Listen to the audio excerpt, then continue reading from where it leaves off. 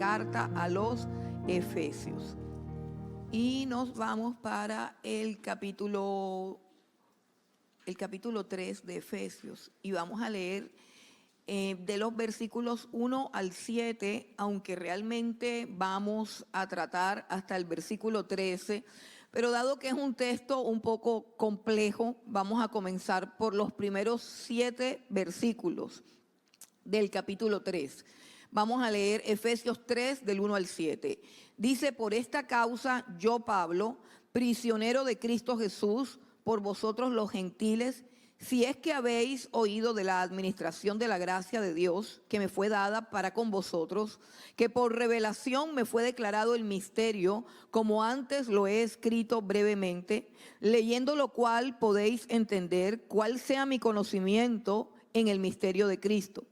Misterio que en otras generaciones no se dio a conocer a los hijos de los hombres, como ahora es revelado a sus santos apóstoles y profetas por el Espíritu. Que los gentiles son coherederos y miembros del mismo cuerpo y copartícipes de la promesa de Cristo Jesús por medio del Evangelio, del cual yo fui hecho ministro por el don de la gracia de Dios que me ha sido dado según la operación de su poder. Gloria a Dios. No sé si ustedes recuerdan que en la semana pasada o el domingo pasado estuvimos viendo algunas de las parábolas o algunos de los ejemplos que tipifican o que simbolizan a la iglesia. Y uno de esos ejemplos es que la iglesia, de los ejemplos que pone la Biblia, que la iglesia es un edificio que tiene un fundamento. Y el fundamento de un edificio hace que ese edificio sea único, que sea exclusivo. Entonces, cuando nosotros hablamos de la iglesia de Cristo, estamos hablando de la iglesia que tiene un único fundamento. Todo lo que no tenga ese fundamento no es iglesia. Hay muchísimos edificios en el mundo, como hay muchísimas religiones, muchísimas ideologías y muchísimas creencias en todo el mundo. Pero existe una iglesia fundada por el Señor Jesucristo que tiene unos cimientos, y que esos cimientos, dice el capítulo 2 en el versículo 20, edificado sobre el fundamento de los apóstoles y profetas, siendo la principal piedra del ángulo Jesucristo mismo. O sea que el fundamento de la iglesia del Señor Jesucristo es la doctrina, las enseñanzas, lo que Dios le reveló a quienes, a los apóstoles y a los profetas. Ese es el fundamento de la iglesia de Cristo, y la piedra que sostiene todo este fundamento, la piedra angular, es la persona misma viva del Señor Jesucristo. Teniendo en cuenta estas cosas, nosotros podemos entender que todo aquello que estos apóstoles, en este caso el apóstol Pablo, nos quiera comunicar, es lo que nos hace iglesia del Señor Jesucristo. Es lo que nos fundamenta como iglesia. Si yo tengo en mi mente creencias e ideologías que provienen de otras personas diferentes a los apóstoles que el Señor Jesucristo escogió, yo no soy iglesia. Soy parte de un movimiento religioso o ideológico, pero no soy la iglesia del Señor Jesucristo. La iglesia del Señor Jesucristo está formada doctrinal, ideológicamente y espiritualmente por la palabra que Dios le reveló a los apóstoles y a los profetas. Entonces, con base en eso, todo lo que tiene que ver con los apóstoles, y en este caso con el apóstol Pablo, es supremamente importante para nosotros, y es indispensable que sea de nuestro dominio claro, porque repito, si no, no soy iglesia. Si no, no soy iglesia. Y como este texto parece un poquito complejo, parece un poquito enredado, y les voy a decir por qué. Yo quiero que miren sus Biblias, que las miren atentamente. El texto que acabamos de leer En el versículo 1 del capítulo 3 dice: por esta causa yo, Pablo, prisionero de Cristo por vosotros los gentiles. Y en el versículo 14 vuelve a decir lo mismo: por esta causa doblo mis rodillas. ¿Sabe qué es lo que sucede entre el versículo 1 y el versículo 14? Que hay un paréntesis. Vuelvan a mirar la Biblia otra vez. Vuelvan a mirar la Biblia. El versículo 1 del capítulo 3 dice: por esta causa yo, Pablo, prisionero de Cristo Jesús, por vosotros los gentiles. Y en el versículo 14 dice: por esta causa, ¿qué hago? Doblo mis rodillas.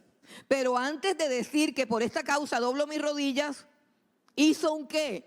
Un paréntesis. Eso es típico del apóstol Pablo. Por eso es que a veces la gente lo considera enredado. Pero fíjense que ya nos estamos dando cuenta de la estructura de su mente y de la estructura de cómo escribe. ¿Por qué? Porque es necesario que la doctrina de Pablo y los escritos de Pablo sean comprendidos por nosotros, aunque para otros quedan siendo un misterio. Entonces, en el capítulo 3, del 1 al 13, lo que tenemos es un paréntesis que él hizo cuando empezó a decir que por esta causa doblaba las rodillas, que ese es otro tema. Dice: por esta causa oro. Pero antes de decir que por esa causa oro, algo pasó en su mente. Es un hombre lleno de revelaciones de Dios y quiso hacer un paréntesis y presentarse él. Lo que nosotros hemos leído es una presentación que hace el apóstol Pablo de sí mismo, de su misión, de la misión que Cristo le encomendó y de cómo la viene desarrollando y por qué. Entonces, como ya tenemos una idea más clara, de pronto no sea homilético, pero sí es pedagógico, vamos a leer de nuevo. Y esta vez sí vamos a leer del 1 al 13. Ok. Efesios 3, del 1 al 13. Por esta causa yo, Pablo, prisionero de Cristo Jesús, por vosotros los gentiles, si es que habéis oído de la administración de la gracia de Dios que me fue dada para con vosotros, que por revelación me fue declarado el misterio, como antes lo he escrito brevemente, leyendo lo cual podéis entender cuál sea mi conocimiento en el misterio de Cristo, misterio que en otras generaciones no se dio a conocer a los hijos de los hombres, como ahora es revelado a sus santos apóstoles y profetas por el Espíritu, que los gentiles son coherederos y miembros del mismo cuerpo y copartícipes de la promesa en Cristo Jesús por medio del Evangelio, del cual yo fui hecho ministro por el don de la gracia de Dios que me ha sido dado según la operación de su poder. A mí, que soy menos que el más pequeño de todos los santos, me fue dada esta gracia de anunciar entre los gentiles el evangelio de las inescrutables riquezas de Cristo y de aclarar a todos cuál sea la dispensación del misterio escondido desde los siglos en Dios que creó todas las cosas, para que la multiforme sabiduría de Dios sea ahora dada a conocer por medio de la iglesia a los principados y potestades en los lugares celestiales, conforme al propósito eterno que hizo en Cristo Jesús, nuestro Señor, en quien tenemos seguridad y acceso con confianza por medio de la fe en Él, por lo cual pido que no desmayéis a causa de mis tribulaciones por vosotros, las cuales son vuestra gloria. Compleja la cosa, ¿cierto? Entonces, como la cosa está compleja, yo les voy a pedir que cerremos un momentico los ojos y que tú mismo le digas a Dios: Señor, ilumina mi mente. Señor, alumbra mi entendimiento. Señor, hazme entender lo que está escrito aquí. Hazme entender tu palabra, Señor. Dame la revelación, la luz y la sabiduría. Yo quiero recibir esta palabra, Señor, para tu gloria y tu honra, Señor. Ayúdanos en esta mañana, Padre, en el nombre de Jesús. Amén. Ok, para simplificar el texto, yo lo dividí en 3 puntos. Los 3 puntos son: número 1, ¿quién es Pablo? Porque eso es lo que le está diciendo aquí, ¿quién es él? Número 1, ¿quién es Pablo? Número 2, ¿en qué consistió el llamado? ¿En qué consiste el llamado del apóstol Pablo? Y número 3, ¿en qué consiste el misterio del cual está hablando el apóstol Pablo? Eso es lo que vamos a mirar. Le vamos a hacer esas preguntas a este texto y de esa manera va a quedar más simple, de esa manera va a quedar más fácil de entender. Número 1, ¿quién es Pablo? Y en el primer capítulo de la carta, cuando él escribe la carta, el remitente se presenta y dice: Pablo, apóstol del Señor Jesucristo por voluntad de Dios. Ese es Pablo.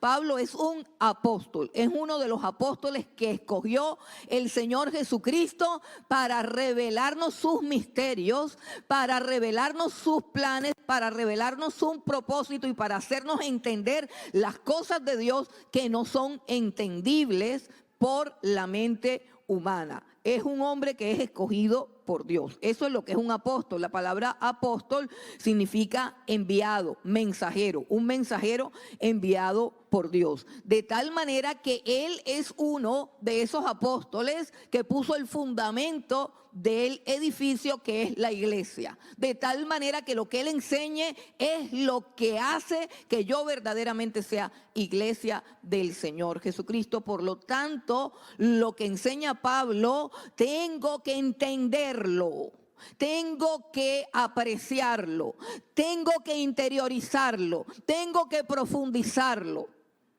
porque es lo que hace el fundamento de mi fe, de mi vida, de mi existencia, de mi salvación. Entonces usted no diga: no, pero es que esas son cosas enredadas. No, eso no es ningún enredado. Si usted es iglesia, usted entiende, porque el apóstol ha sido enviado a la iglesia. Ese es el apóstol Pablo. Su enseñanza es fundamental para la vida del creyente. Y luego dice, la segunda cosa que dice es que es prisionero de Cristo Jesús. Prisionero de Cristo Jesús. Bueno, sucede, ¿por qué dice que es prisionero de Cristo Jesús? Bueno, sucede literalmente, históricamente, en el momento en que está escribiendo, el apóstol Pablo está preso en Roma. ¿Por qué está preso en Roma? Porque, como ustedes saben, él tuvo una experiencia con el Señor Jesucristo que le salió al encuentro en su camino, y él abandona el judaísmo tradicional y abraza al Señor Jesucristo, a quienes mataron los judíos. Y los judíos, cuando ven al apóstol Pablo, lo comienzan a perseguir. Apenas lo ven, dicen: ese es el hombre que alborota a todo el mundo. Ese es el hombre que enseña cosas raras. Ese es el hombre que quiere o pretende acabar con el templo de Jerusalén y con todas las costumbres del judaísmo. Además de eso, vieron al apóstol Pablo con un gentil llamado Trófimo, y como andaban juntos, dijeron que él había introducido a Trófimo en el templo, o sea, donde no pueden entrar los gentiles. Recuerdan que hay una barricada que dice que ningún gentil puede pasar, y acusaron falsamente al apóstol Pablo de que había. Total es que forman un escándalo, forman un tropel, y aparece Roma, aparecen los soldados romanos, porque en Jerusalén, que en ese momento está bajo el yugo de Roma, no se pueden hacer escándalos, no se pueden hacer tropeles. Entonces salió el SMAT, y allá no es como aquí en Colombia, que cuando hay un tropel, al contrario, el que se le pueda sumar, que se le sume. El que sepa tirar piedras, que venga. Allá no pasaban esas cosas. Eso estaba todo bajo control, militarizado. Entonces llegó la policía, llegó el SMAT, prendieron al apóstol Pablo. Él trató de defenderse, lo iban a azotar. Lo iban a azotar públicamente, porque decían: ¿cómo es posible que este hombre que dice que no ha hecho nada, y toda la ciudad está levantada dando gritos histérica de que lo maten, de que lo apresen, que es un hereje? Entonces dijeron los guardias que lo iban a torturar con azotes para ver si él confesaba qué era la perversidad que había hecho, de por qué todo el mundo estaba enardecido contra él. Y cuando ya están listos para hacerle la tortura romana, él dice: ¿acaso es lícito azotar a un ciudadano romano? El apóstol Pablo, además de ser judío, 100% judío, también era ciudadano romano. Y de esa manera se salvó, porque los ciudadanos romanos tenían ciertos privilegios y no podían ser azotados sin que antes le hicieran un juicio. Bueno, el apóstol Pablo está preso. lo apresaron las autoridades romanas.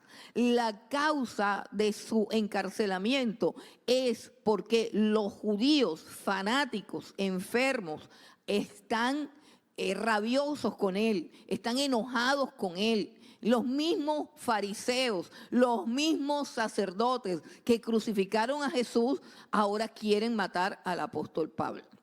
Esa es la razón por la cual él está preso. Sin embargo, y lo interesantísimo de la manera como él escribe acerca de sí mismo, el apóstol Pablo no dice que es un prisionero de Roma, tampoco dice que es un prisionero de los judíos, tampoco dice que es un prisionero de los gentiles, tampoco dice que es un prisionero de las injusticias, de las maldades. Él dice que es un prisionero de Cristo. Y eso es importante porque precisamente por eso es que estudiamos doctrina. Hay gente que no le gusta la doctrina, sino que le hablen de cosas prácticas. Por ejemplo, cómo hacer para prosperar en la vida. Por ejemplo, cómo restaurar un matrimonio que se está desbaratando. Por ejemplo, cómo sanar las heridas de la niñez. Por ejemplo, cómo, etcétera, etcétera. Todo eso está bien. Todo eso está bien, pero todas esas cosas se pueden lograr si nosotros tenemos un fundamento en Cristo Jesús. Y el fundamento de la fe es la doctrina. Y ese fundamento de la fe hace que vivamos la vida que Dios quiere que vivamos. Una vida de victoria, una vida de plenitud y una vida de gozo. Como dicen por ahí ahora que está de moda, empoderados. El apóstol Pablo no está diciendo los judíos desgraciados, traidores, esos me tienen aquí. O los romanos, esos depravados, sinvergüenzas, me tienen aquí. Él dice yo soy un prisionero de Cristo. ¿Sabe por qué? Porque su vida, su experiencia y la percepción que tiene de sí mismo y de sus circunstancias está completamente a tono con su doctrina, con la doctrina de los atributos de Dios, que dice claramente que Dios es soberano y controla toda la tierra, todo el universo está controlado por Dios. Ni siquiera las hojas de los árboles se caen, ni un pajarito se muere. No pasa absolutamente nada en el universo que Dios no controle. Por eso es que él dice, soy prisionero de Cristo. Él solamente reconoce un rey, solamente reconoce un gobernante de la humanidad y de toda la tierra. Él solamente reconoce una autoridad suprema y absoluta, y es la autoridad del Señor Jesucristo. Por eso es que él no anda llorando como una pobre víctima. Cada vez que tenemos la lloradera es porque se nos olvida esto. Y esta doctrina, que es una doctrina conflictiva, porque la usan para decir, bueno, pero si es soberano y si él gobierna, entonces ¿por qué hace esto así? ¿Por qué eso se... Esta doctrina, que para muchos es la doctrina del conflicto, realmente es la doctrina del descanso, es la doctrina del reposo, porque es la doctrina que hace que tú te puedas dormir tranquilo, porque Dios está al control y ese Dios te ama y su voluntad es buena, agradable y perfecta. Y esta es la doctrina con que la gente confía en Dios y descansa en Dios.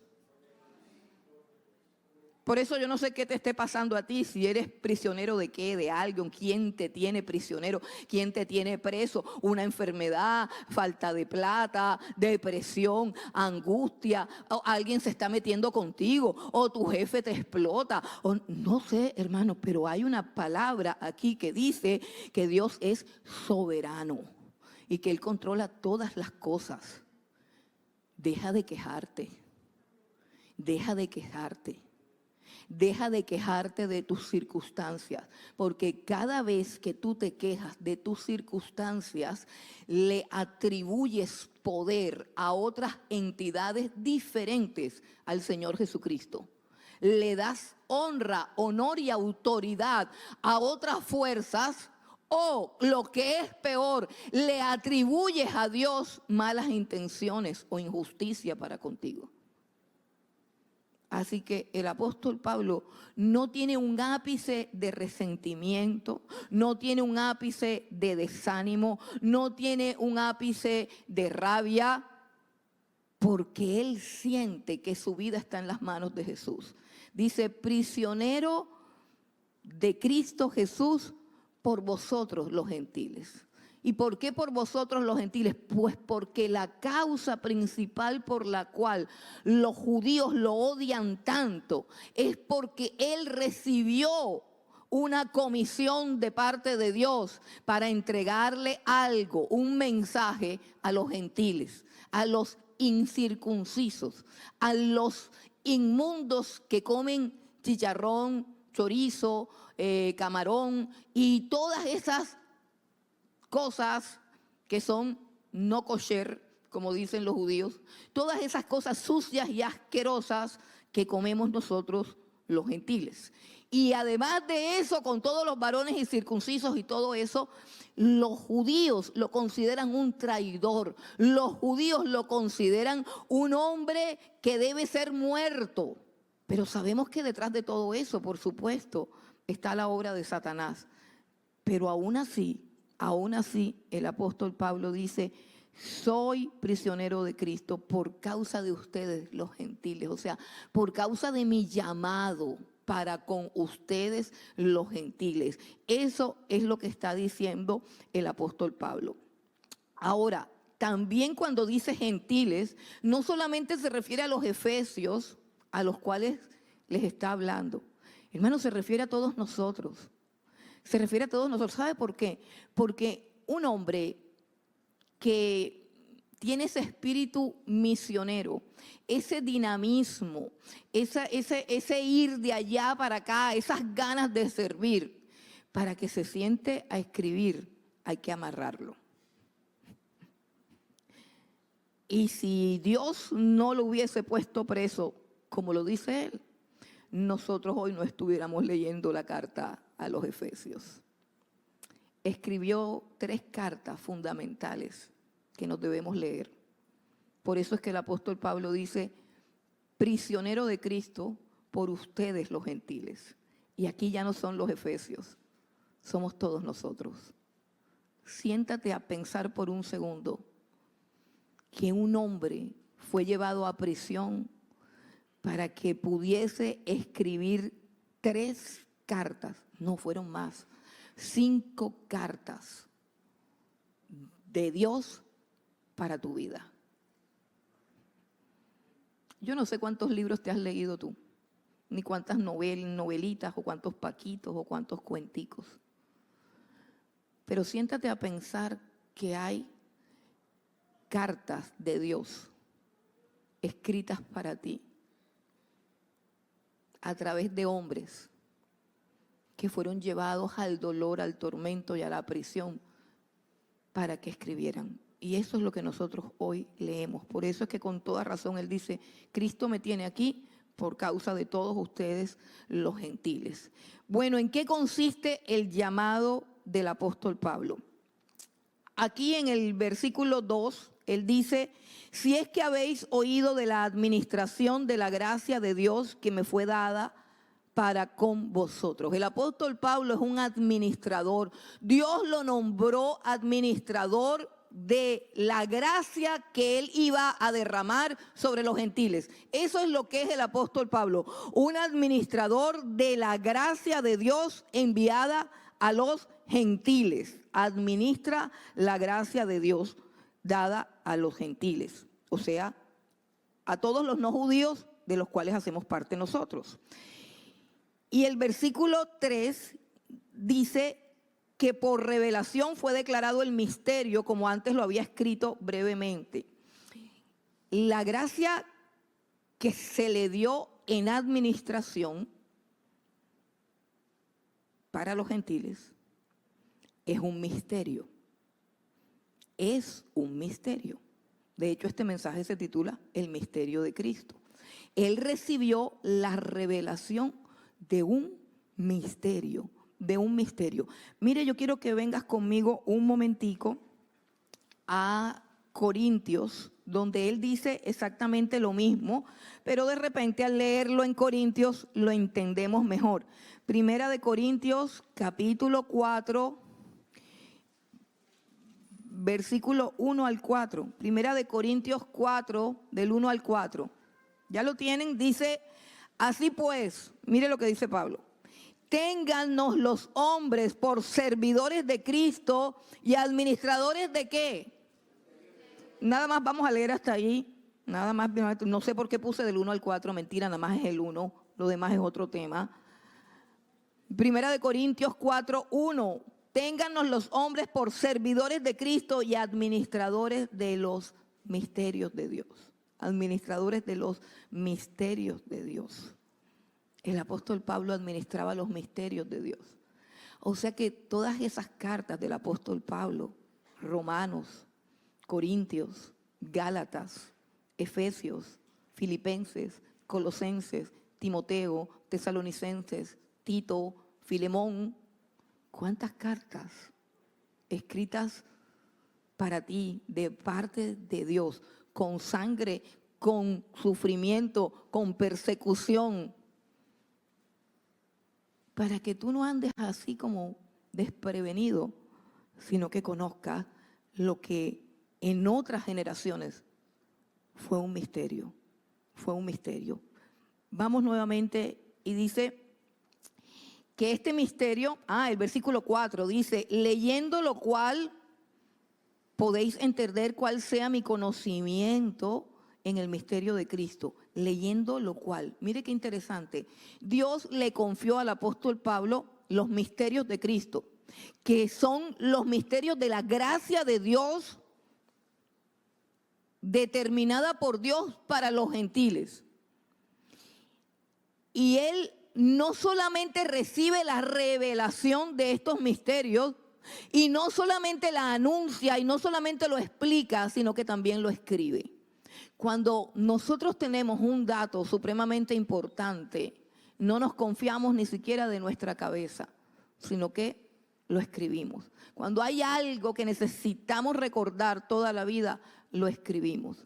Y nosotros estamos, hermanos, hoy frente al misterio de la Escritura.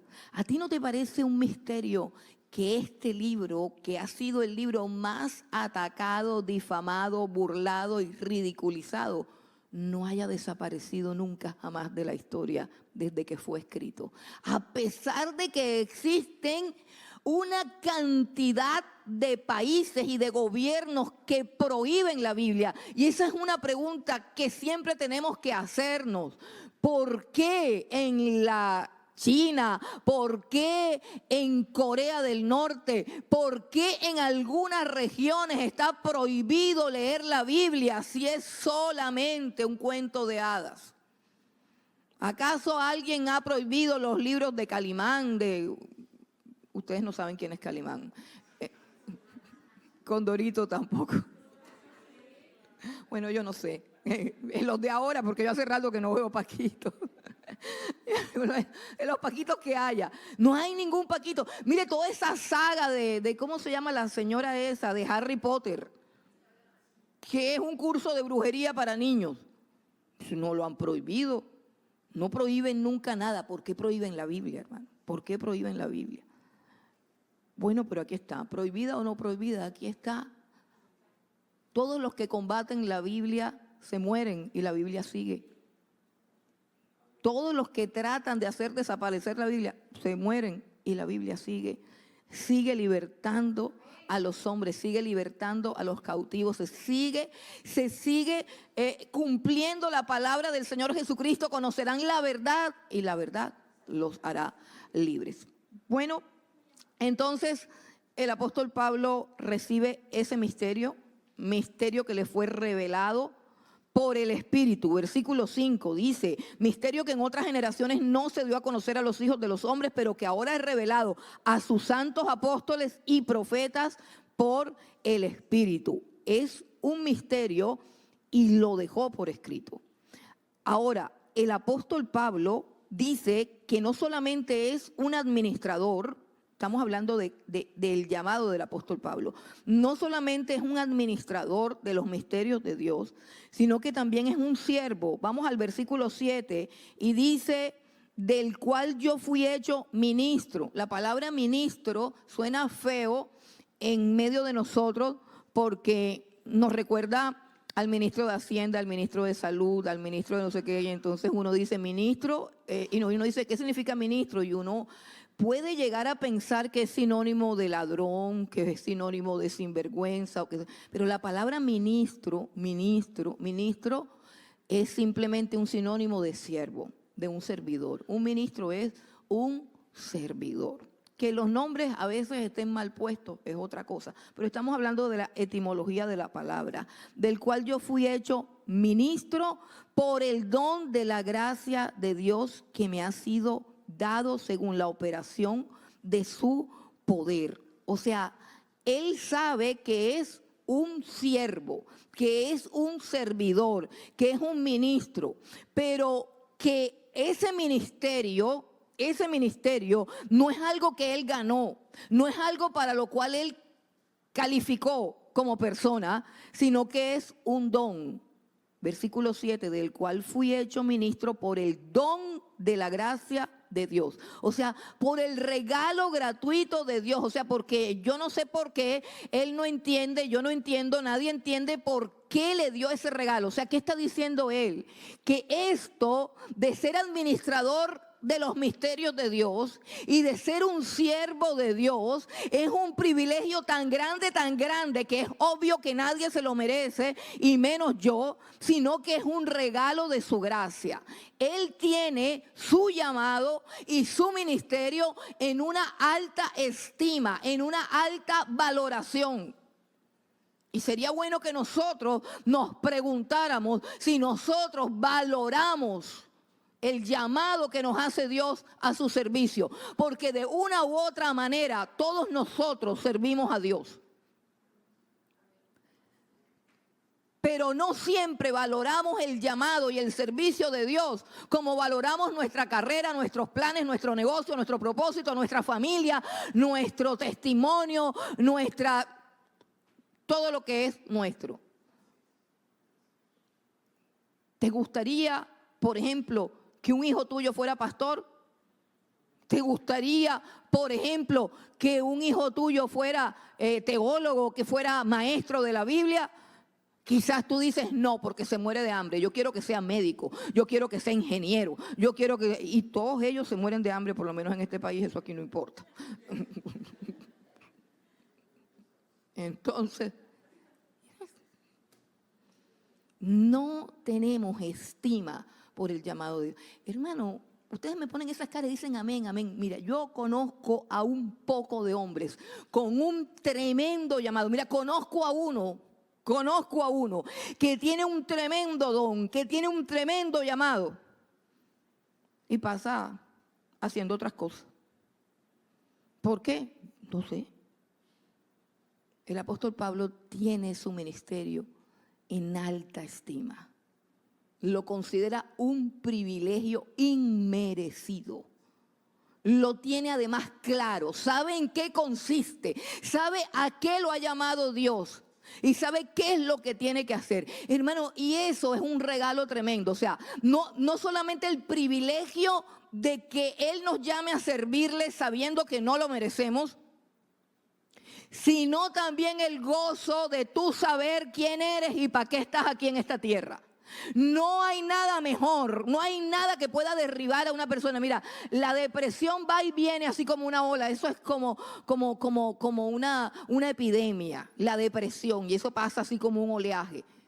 El que sabe quién es y para qué está en esta tierra, llora media hora, pero a la media hora se levanta porque tiene algo importante que hacer. Más importante que llorar, más importante que quejarse. Tiene un ministerio, tiene un llamado, tiene un propósito en la vida, tiene una vocación. Y el que sabe que tiene eso, ninguna depresión lo amedranta.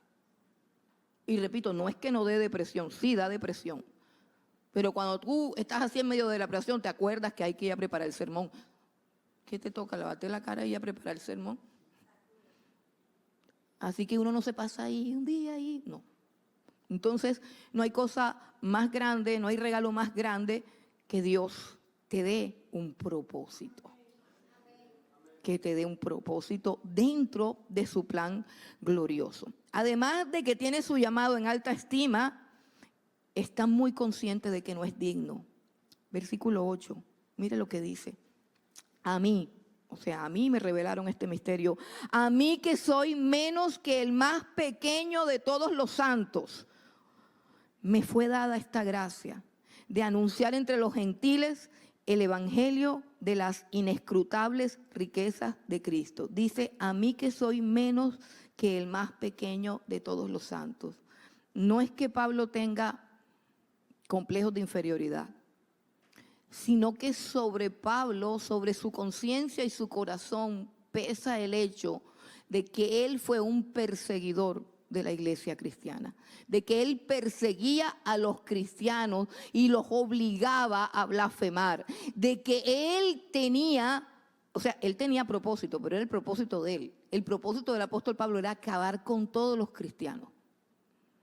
Por eso le decía yo esta mañana a un amigo que muchas veces el propósito que tenemos no es el que Dios tiene.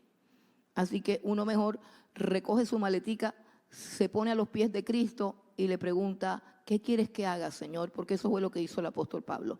Él iba rumbo a Damasco con cartas, es decir, con licencia para coger a cuanto cristiano se encontraba y arrastrarlo a la cárcel y torturarlo hasta que negara y blasfemara su fe. Y él se complacía en eso como si eso fuera el propósito de su vida. Pero Cristo le salió al encuentro y solamente le dijo 2 palabras. Yo soy Jesús a quien tú persigues. Dura cosa te es dar coces contra el aguijón.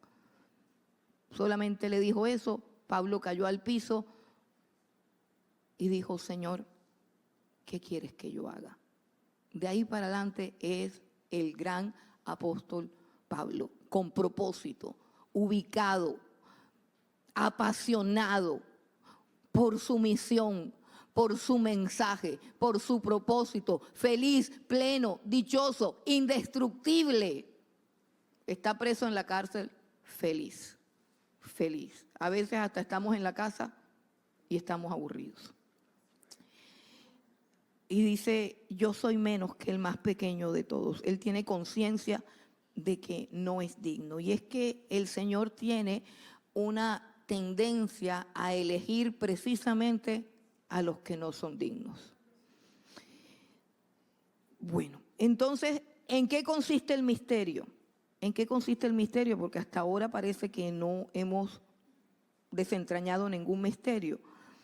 Dice que es el misterio de Jesús. Primero que todo dice que es el misterio de Jesús. Y dice el versículo número 8, dice que es el anunciar entre los gentiles, el evangelio de las inescrutables riquezas de Cristo. Bueno, el misterio, como lo ha dicho a él en el versículo 6, o sea, él comienza a revelar el misterio.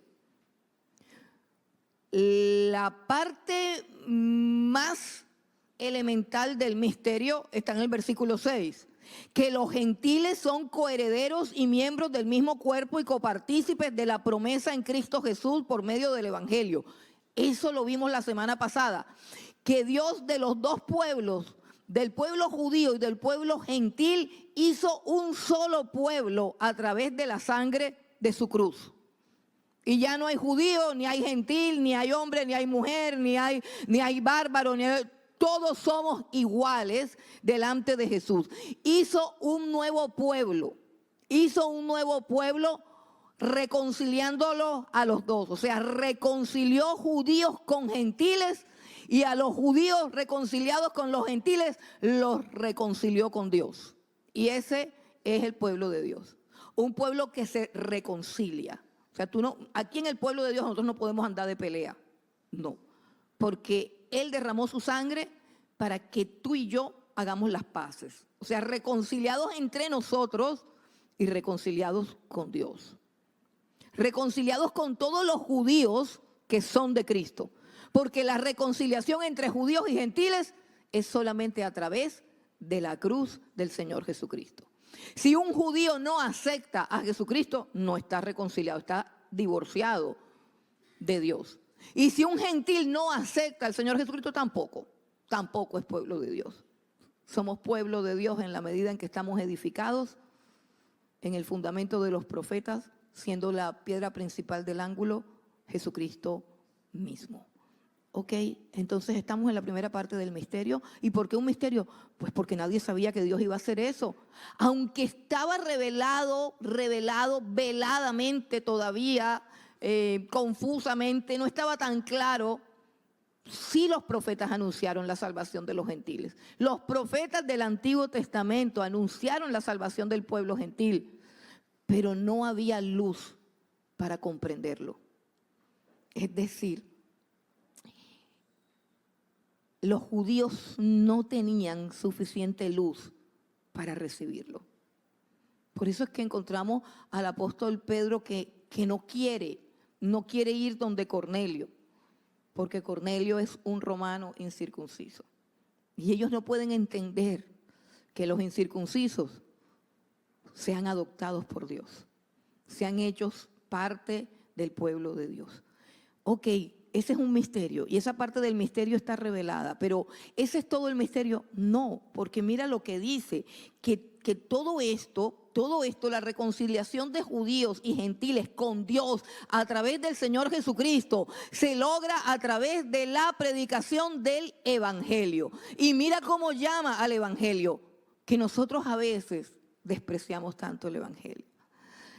Y llama al Evangelio el Evangelio de las inescrutables riquezas de Cristo. El Evangelio de las inescrutables riquezas de Cristo. Así que cuando nosotros hablamos del Evangelio de Cristo, de que Él muere en la cruz por los pecadores, para que su sangre nos limpie de nuestros pecados y a través de su cuerpo y de su sacrificio paga toda la deuda de mi maldad, para que yo pueda entrar confiadamente al trono de la gracia, yo solamente estoy hablando de la parte de arriba, de un cofre lleno de riquezas inescrutables. Inescrutables significa que no vas a terminar nunca de examinarlas. Que entre más metes la mano y sacas de aquel cofre del tesoro, por poner un ejemplo, salen joyas, piedras preciosas, verdades, realidades, poderes, gloria. Cada día hay más. Como dijo el apóstol Juan, y de su plenitud tomamos todos, y gracia sobre gracia. Y gracia sobre gracia. En Cristo Jesús habita toda la plenitud de Dios. Por eso Cristo Jesús en sí mismo es inescrutable. Nunca terminarás de asombrarte de lo glorioso que es el Evangelio de Jesús, porque el Evangelio de Jesús es el mismo Señor Jesucristo.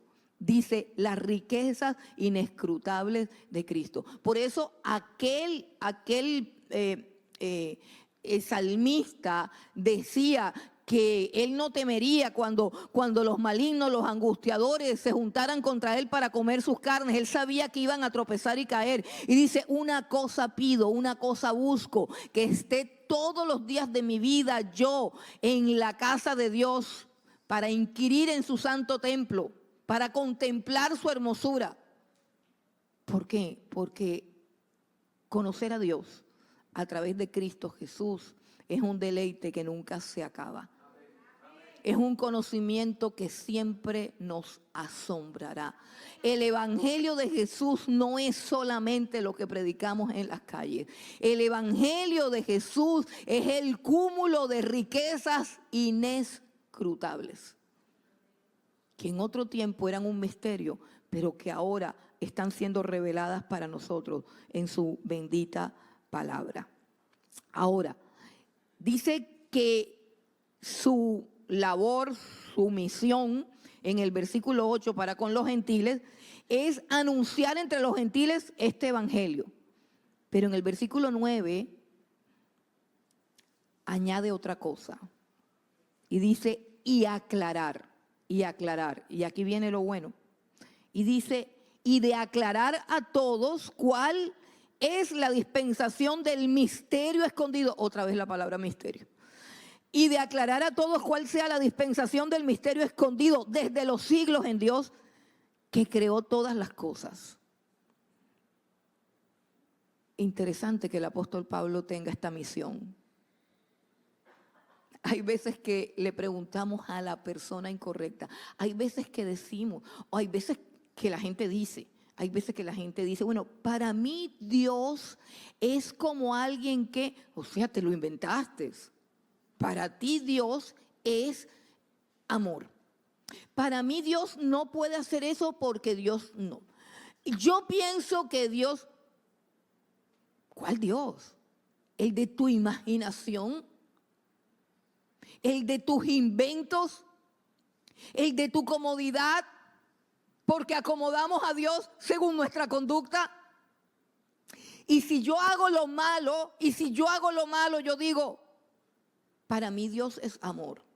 Y si no me ha matado es porque así me quiere. ¿Y tú cómo sabes que a Él le gusta lo que tú haces? ¿Acaso Él te ha dicho que a Él le gusta lo que tú haces?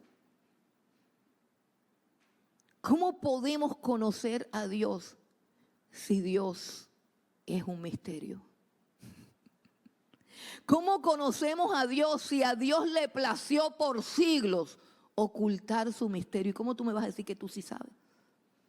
Que tú sí sabes conocer a Dios. Es que a mí no me parece, es que yo opino, es que así no debe ser. Ah, no, es que esta señora es muy fanática. Es que no, todo no puede ser Biblia. Hay otras cosas. ¿Cuáles otras cosas? Aquí la Biblia dice que Dios en su soberanía, escogió a unos hombres a quienes les reveló sus misterios. Y nos guste o no nos guste, ellos son los únicos que saben. Ellos son los únicos que saben todas las cosas tocantes a Dios. Y no solamente las saben, y no solamente las anuncian, sino que también las aclaran. Mira qué bueno es cuando Dios, a través de su Espíritu y de su palabra, te aclara las cosas. ¿Tú sabes lo feo que es andar confundido? Andar con dudas, andar con incertidumbres. ¿Será que yo debía hacer eso o será que no lo debía hacer? ¿Será que esa persona tiene malas intenciones? ¿Será que me estoy metiendo un lío? ¿O será que estoy desaprovechando una oportunidad? ¿O será que estoy perdiendo el tiempo? Y entonces uno anda así como con una nube negra que lo persigue. Turbado, confundido, cansado, agotado. Con una percepción equivocada de todo, hasta con delirio de persecución. Pero qué bueno es cuando Dios, yo no sé tú, pero esa es mi experiencia. Yo siempre tengo una Biblia en mi mesita de noche, tengo una Biblia en mi escritorio, tengo una Biblia para allá, tengo una Biblia para acá. Por eso yo cuando veo Biblias perdidas por ahí, le voy buscando dueño. Porque ya yo sé que el dueño de la Biblia está perdido, no es la Biblia, es el dueño de la Biblia que se perdió. ¿Por qué? ¿Por qué? Porque la Biblia es luz. Ah, pero así que vienen. ¿Dónde está la Biblia de todos los que cantaban? Lumbrera es a mis pies tu palabra. ¿Y cuál lumbrera? ¿Cuál lumbrera? ¿Dónde está la Biblia? Yo les mandé un coso de esos, un TikTok a los jóvenes, donde hay un joven diciendo, me voy con mi reina para la Biblia. Con mi reina, me voy con mi reina para la iglesia. Y están todos esperando que salga con una mujerona y sale con una tremenda Reina Valera. Esa es la reina. Esa debe ser tu reina, la Reina Valera. No, pero eso está por ahí perdido, ni por ahí. Entonces, ¿cuál lumbrera es a tus pies su palabra? Por eso es que andas o no andas. Hay gente que si vive acostado, pues no necesita ninguna lumbrera, porque ¿para qué va a caminar? ¿Para qué quiere lumbrera? La palabra revelada de Dios está aquí y yo debo amarla. Yo debo amarla, yo debo atesorarla. Y no debo amar solamente la palabra que, como decía un predicador de estos embolatados, y que la palabra gravitacional, ¿no? ¿Cuál gravitacional? Esa palabra está escrita aquí. Yo abro el libro y la leo. Y cojo el plumero y la subrayo y me la aprendo de memoria. Esto es algo real. Esto no es un cuento ficticio, esto no es misticismo, esto no es locura. No funciona si la abro en el Salmo 91 para espantar los ladrones, no funciona. Funciona si la leo, funciona si la memorizo, funciona si la creo, funciona si la obedezco. Entonces, la palabra de Dios aclarar a todos cuál es la dispensación del misterio escondido desde los siglos en Dios que creó todas las cosas. ¿Para qué necesitamos tener claro? Para que nosotros podamos entender, hermanos, cuál es el propósito de Dios. Que el propósito de Dios no solamente es salvarnos. El propósito de Dios va más allá, hermanos. El propósito de Dios tiene que ver con su gloria eterna en toda la creación. Vamos para el versículo 10. Y ahí sí vamos a necesitar que el Espíritu Santo sople fuertemente. Dice: para que la multiforme sabiduría de Dios sea ahora dada a conocer por medio de la iglesia, o sea, de nosotros, ¿a quiénes? A los principados y potestades que están en los lugares celestiales, conforme al propósito eterno que hizo en Cristo Jesús, nuestro Señor. Hermanos, la iglesia es un instrumento con el cual Dios quiere mostrarle su gloria al universo. Y cuando hablamos de universo, ya no hablamos de gente, hablamos de todos los seres. ¿Y sabes de qué tipo de seres está hablando aquí el apóstol Pablo? De los ángeles caídos y de los que no están caídos. Dice claramente que el propósito de Dios es que su multiforme sabiduría, te lo voy a repetir porque es que, hermano, es fuerte la idea, es poderosa, es gloriosa. ¿Sabe por qué? Porque es el propósito de Dios. Piensa en la mente de Dios, en la mente que ha creado todo el universo. Y piensa por un momentico, si por ejemplo tú tienes un propósito, no sé cuántos propósitos o cuántos planes hacemos nosotros y todo es chiquitico, microscópico.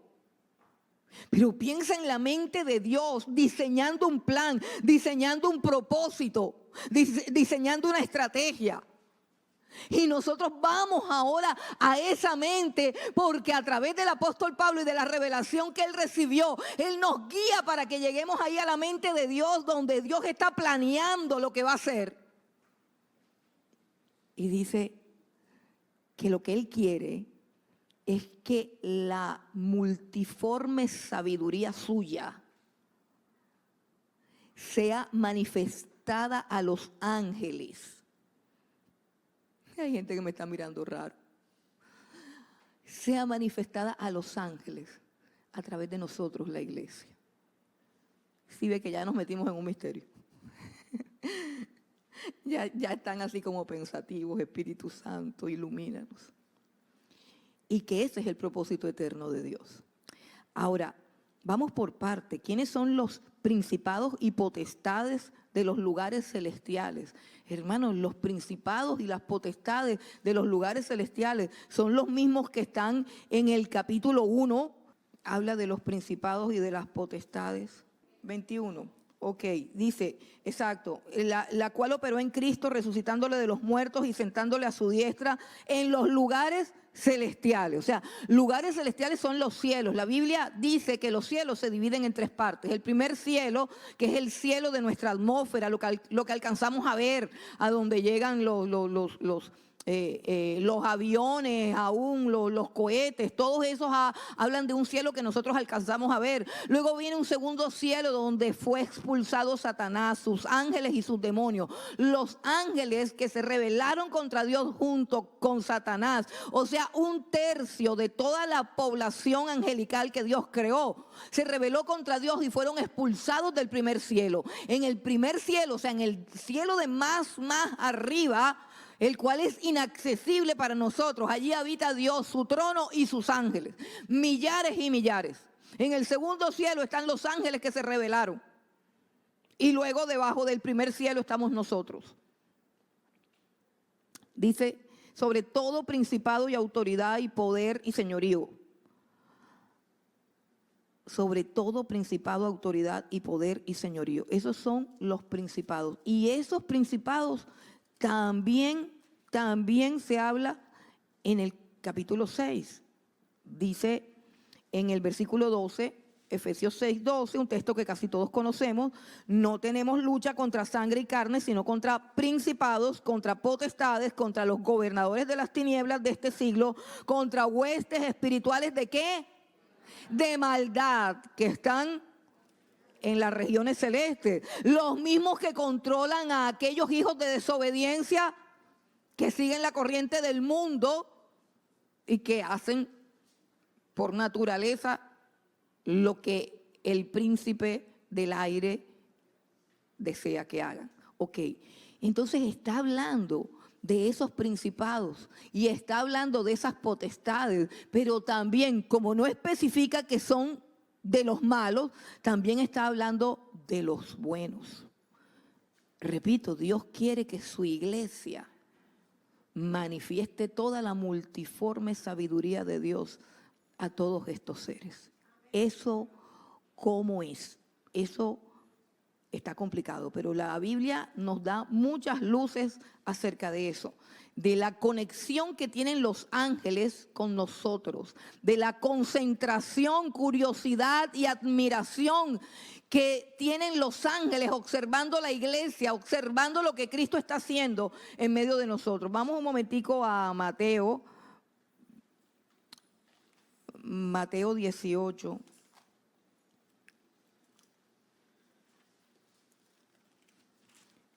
En Mateo 18, el versículo 10, que habla de los pequeñitos, dice: mirad que no menospreciéis a uno de estos pequeños, porque os digo que sus ángeles en los cielos ven siempre el rostro de mi Padre que está en los cielos. Pero el texto más importante lo tenemos en la primera carta a Pedro. Vamos un momentico a la primera carta de Pedro para mirar la intervención de los ángeles en todo el desarrollo del misterio de Cristo con su iglesia. Primera de Pedro, capítulo 1, el versículo 10.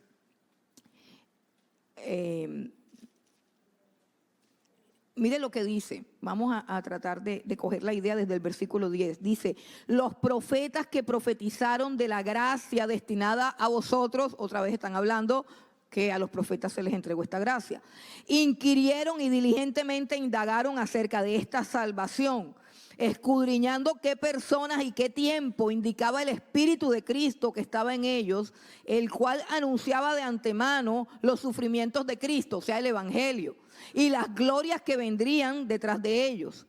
A esto se le reveló, ¿a quiénes? A los profetas del Antiguo Testamento. Se les reveló que no era para sí mismos, sino para nosotros, los creyentes de Cristo, los creyentes del Nuevo Testamento.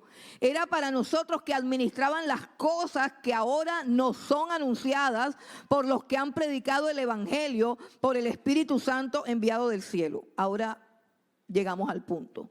Cosas en las cuales anhelan mirar, ¿quiénes? Los ángeles. Cosas en las cuales anhelan mirar los ángeles. Mire, hermanos, los ángeles en el cielo ven la gloria de Dios en la salvación de este pueblo que somos nosotros, que somos iglesia. Los ángeles, la idea que da el texto es de que los ángeles inclinan sus rostros para contemplar todo lo que está sucediendo en la tierra. Pero además de eso, hermanos, además de eso, la idea muestra que nosotros como iglesia somos un espectáculo visible a todos los ángeles y demonios. Nuestra vida, la vida de la iglesia está expuesta delante de todos los principados y de las potestades.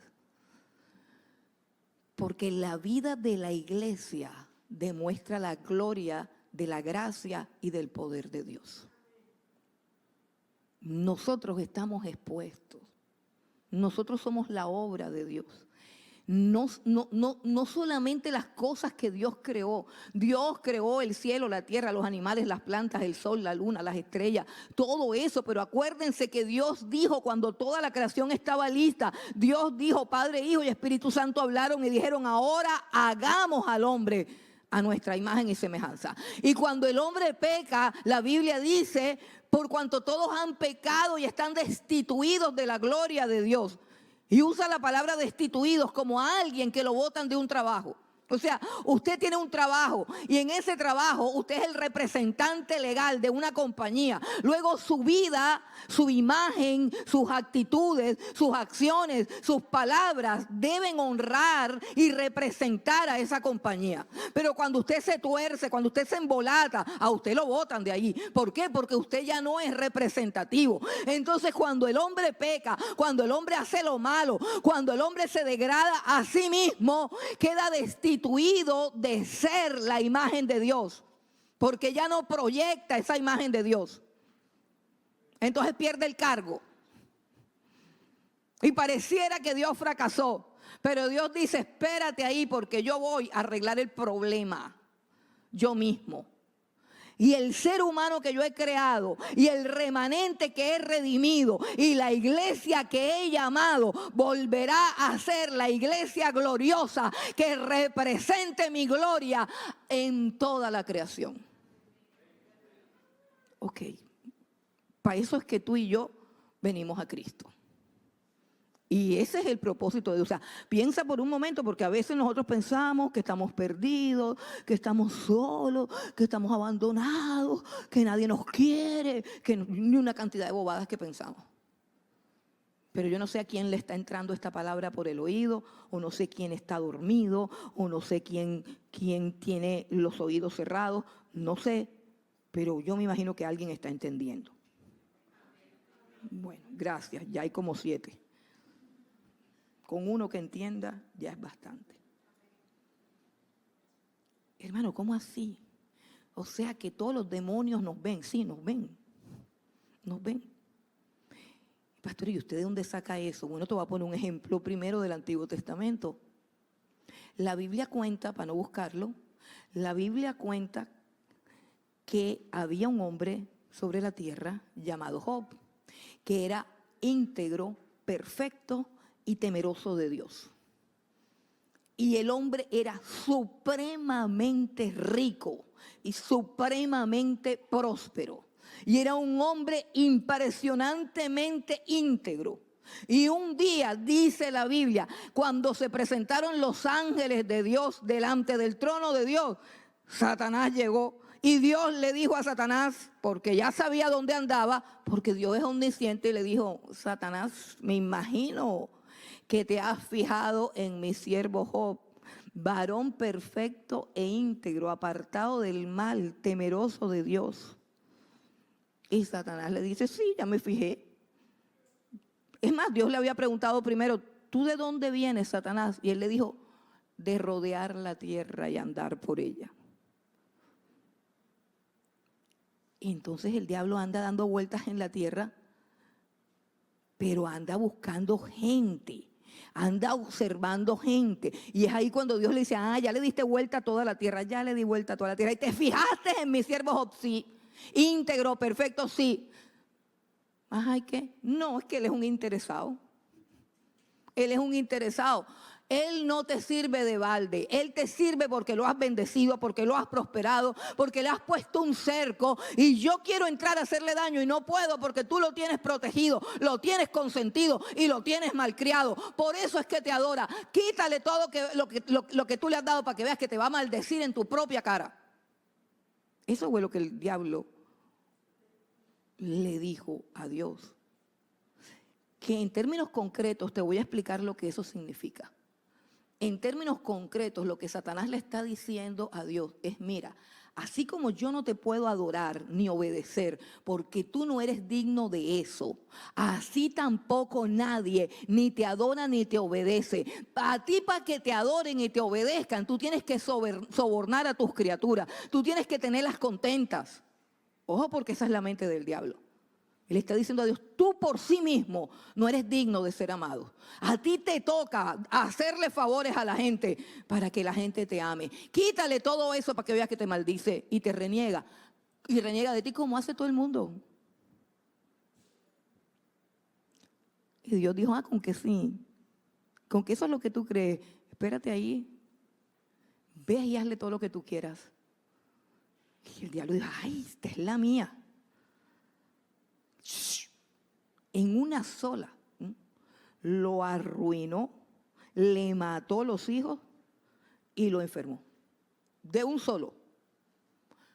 Repito, lo arruinó, le quitó todo, quemó todas las vacas, mató a todos los hijos, le mandó una enfermedad y dejó vivo lo único malo que él tenía.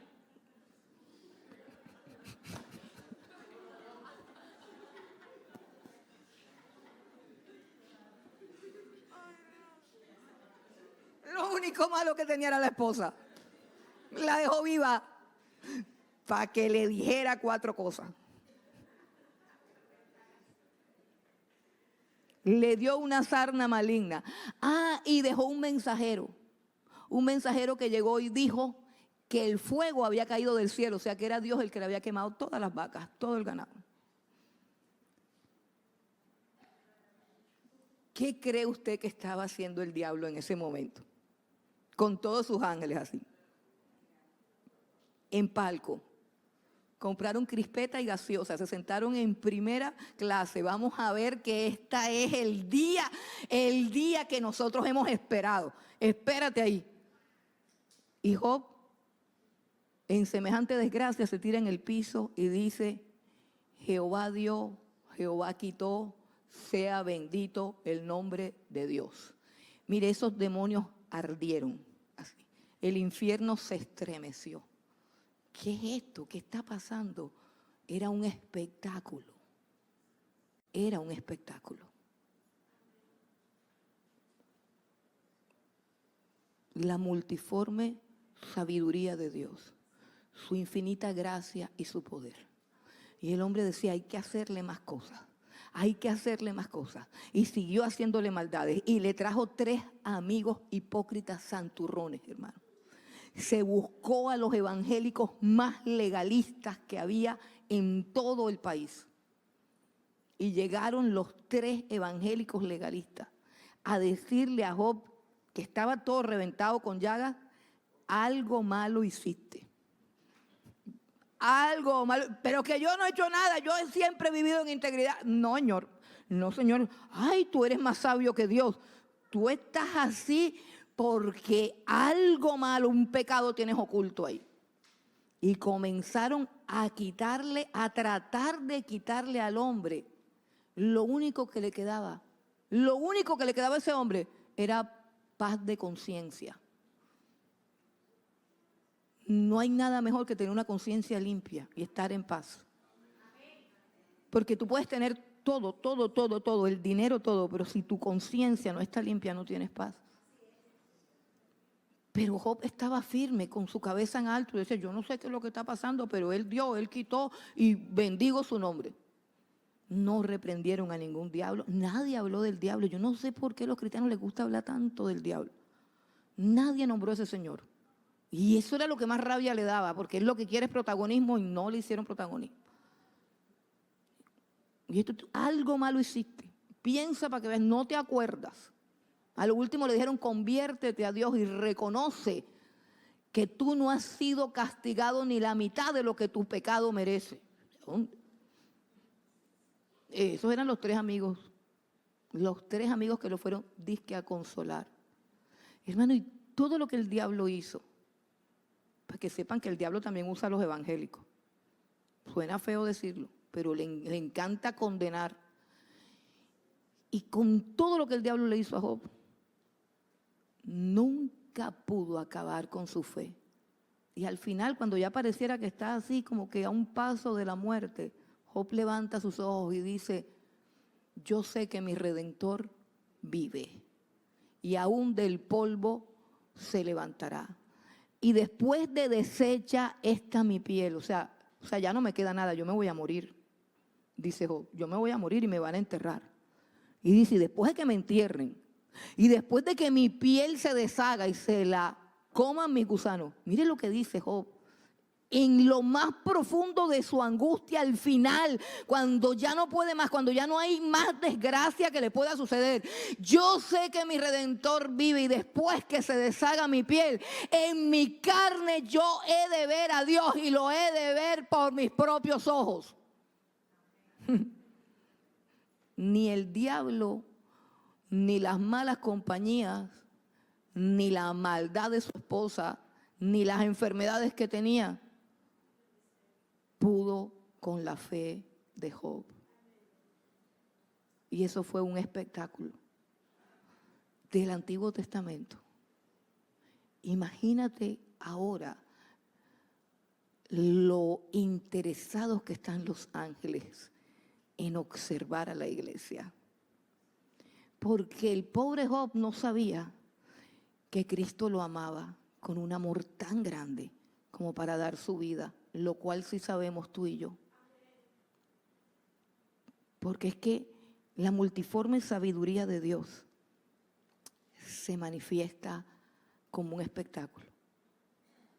Y te voy a contar, para terminar, que ya se acabó el tiempo, pero te voy a contar del máximo espectáculo que sorprendió a todos los demonios. Los mismos ángeles que en el cielo un día contemplaron al alto y sublime sentado en su trono, esos mismos ángeles un día lo vieron despojarse de su divinidad. Un día lo vieron levantarse de su trono y asumir, descender acá abajo y asumir la naturaleza humana y asumir la clase social más pobre y asumir la condición humana más humilde y asumir la muerte y la muerte de cruz. Y hubo una noche cuando Jesús sabía que él iba a ser entregado y se postra de rodillas y comienza a orar, y en esa noche uno de sus discípulos lo vende, lo traiciona y llega con toda la guardia romana, con una cantidad de judíos, con gente con palos, llega con una turba a medianoche, lo entregan con un beso. Y él dice, palabras textuales, dice Jesús, vienen a apresarme como contra un ladrón con palos, con espada. Si yo todos los días predico en el templo y en las casas y nunca pudieron hacerme nada, pero ahora es la hora de las tinieblas, es la potestad de las tinieblas. Hermano, y a partir de ese momento, no sé cómo podré explicártelo, pero a partir de ese momento, Dios en Cristo Jesús se estaba humillando hacia lo más débil, hacia lo más humilde. El Hijo de Dios asumía la obediencia y la obediencia de un esclavo que obedece hasta la muerte. Asumía la humillación más fuerte, la vejación más fuerte. Llegó al punto de su debilidad y al mismo tiempo las tinieblas enfocaron todo su poder en destruirlo. Esa noche, todas estas potestades que hay aquí sacaron y exhibieron todos sus poderes, mientras Dios se rendía en la cruz del Calvario, mientras el Hijo de Dios se rendía en la cruz del Calvario. Mientras Él bajaba su cabeza y era azotado, escupido, lacerado, humillado, desnudado, vejado, traspasado, crucificado y finalmente muerto. Pero cuando Él muere, ven conmigo a Colosenses para que tú sepas qué es lo que pasa cuando Jesús muere en ese espectáculo público. Dice Colosenses capítulo 2, versículos 14 y 15. Allí cuando Jesús moría en debilidad, ahí cuando Jesús moría, daba su último aliento, cuando Él atraviesa, por así decirlo, el túnel de la muerte. ¿Sabes lo que logró hacer? Mientras todas las potestades pensaban que podían acabar con su vida, mira lo que logró Jesús en debilidad. Versículo 14. Anuló el acta de los decretos que había contra nosotros, que nos era contraria. La quitó de en medio y la clavó en su cruz. Y despojando a los principados y a las potestades, los exhibió públicamente, triunfando sobre ellos en la cruz. Es por esto que el apóstol Pablo escribe que lo débil de Dios es más fuerte que lo fuerte del mundo. Él ganó la batalla en debilidad. En debilidad Jesucristo venció a Satanás. En debilidad Jesucristo nos libró de la muerte. En debilidad Jesucristo derribó al infierno. ¿Cuánto no hará por nosotros ahora que está resucitado en su trono de gloria? Cuán grande es su poder. Y todo ese espectáculo público lo contemplaron los ángeles.